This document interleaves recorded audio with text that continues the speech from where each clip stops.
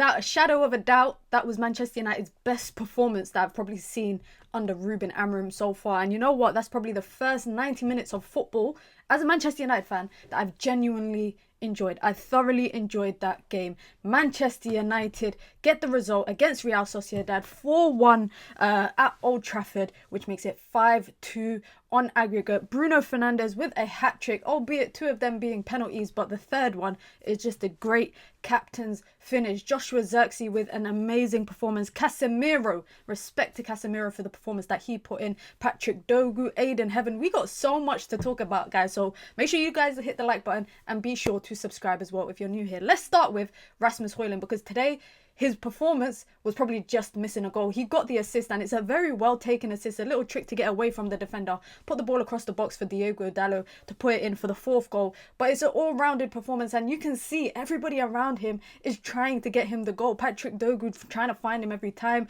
Bruno Fernandes trying to find him, Garnacho trying to find him. He just looks low on confidence in front of goal, but everything else, in my opinion, today he did it right. Making amazing runs in behind, and Casemiro's trying to find him, Bruno's trying to find him.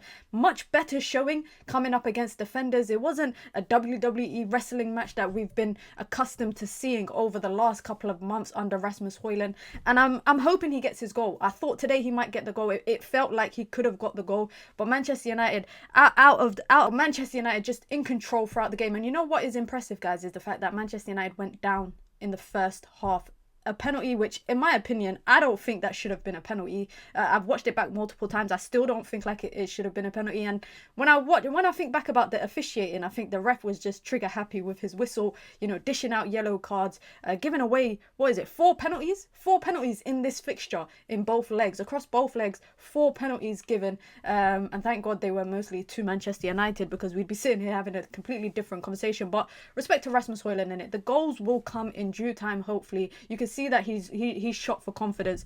But I have to speak about Joshua Zirkzee, because so many people wrote him off the first couple of months at his time at Manchester United, and he's found his footing in this role under Ruben Amorim, that 10 role. He's not a striker. He was never an out-and-out 9. He's the perfect guy to link the play.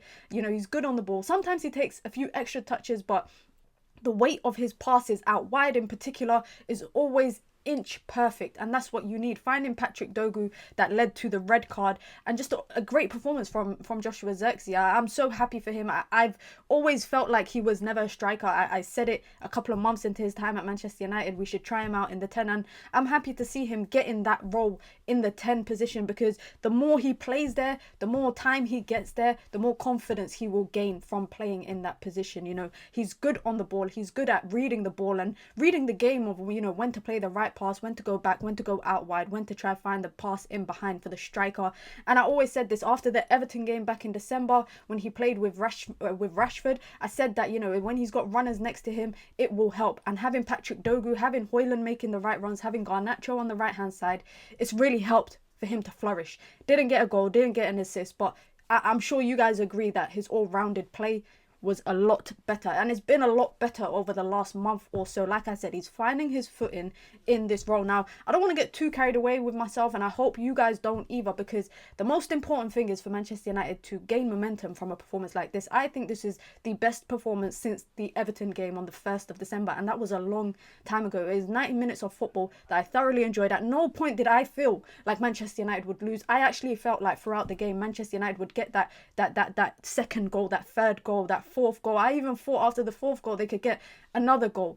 It's a weight off our shoulders. I can't lie, it's a weight off our shoulders to finally see a performance like this, because this is what everything has been leading up to. And like I said, the most important thing is for United to build off of this and to have a consistent run of games of good performances. Europa League is Manchester United's best bet of silverware right now. It's the only competition that they're still competing in, but equally, performances in Europa League is Ruben Amorim's best shot of getting time. He said it himself that he has to get results to get time to get to the summer, to bring in players. Patrick Dorgu, wow, what a difference. Having a left wing back, a natural left wing back that's strong, that's fast, that's physical, that's good on the ball, that can get past a man.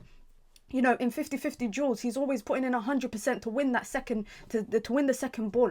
That is a big difference maker. I'm sure you guys noticed the difference in having Patrick Dorgu on the left-handed side, causing problems for Real Sociedad throughout the entire game, getting a man sent off, winning a penalty. Could have won another penalty, but he was trying to be gracious and tell the ref it wasn't a foul. He won the ball. I look back at it and I thought, did he really win the ball? At that point, I was just ecstatic that Manchester United were winning, so I wasn't really too fussed about it. But Patrick Dorgu today, amazing performance. If it wasn't for Bruno Fernandes' performance, I would have given Patrick Dorgu man of the match, in my honest opinion. I would have given him man of the match. But because I cannot overlook Bruno Fernandes again, El Capitano, from the spot not once but twice, playing great passes in behind him and Casemiro, that pick and roll, if you want to call it, Casemiro trying to find him from deep, and that third goal from Bruno Fernandes is just a great finish. You actually see he looks up to see if he can put in Rasmus Hojlund, but he realizes that he can't, and he goes for goal, and it's a great finish. And where would we be without Bruno Fernandes? Now, by the way, he's just surpassed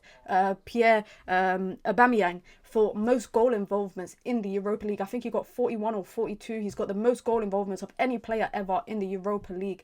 And it's a disservice, I think, to Bruno Fernandes when people criticise him for Manchester United's problem. This season, he has dragged Manchester United through consistently with goals. Sometimes he's put in some lackluster performances, but there's times like today, he gets the ball rolling to get the comeback. Because it was a comeback, guys. It was a comeback. I'm not going to be shameless and be like, what an amazing comeback. But Man United were a goal down, and for him to stand up and slot that penalty away, slot the second one away, and just his all-rounded performance, trying to put good balls in the box, and he does that very well, especially when he's playing in this 8 system under Amorim in comparison to when he's playing in the 10. I like him in the 8 in a game like this where the midfield battle can be controlled by Manchester United. Maybe a more prolific midfield might have given Manchester United a lot more to deal with, but I think when Bruno Fernandes plays in that 8 role against midfields like this, a slower game, people talk about Zubimendi, but I didn't really see much from him. I did not really see much from him. Shout out to Bruno, El Capitano, the guy that Manchester United can continuously rely on to drag them through, and he's having a great couple of months. I think he does have double-digit goals and assists, and a hat-trick today. Without him, I don't know where Manchester United would be, and that's why I just end this discourse about Bruno Fernandes. This discourse about Bruno Fernandes needs to end, and you know what? Shout out to Casemiro. Shout out to Casemiro, because not so long ago, literally a day or two ago, Jim Ratcliffe mentioned him by name as a signing that is a question mark. And today, again, similar to what I said about Bruno, maybe in a midfield where Manchester United are able to come out on top, these kind of games are suited for Casemiro. But what I also like about Casemiro is, in comparison to Ugarte, he's always trying to find that forward pass. It's very rare Casemiro is going back.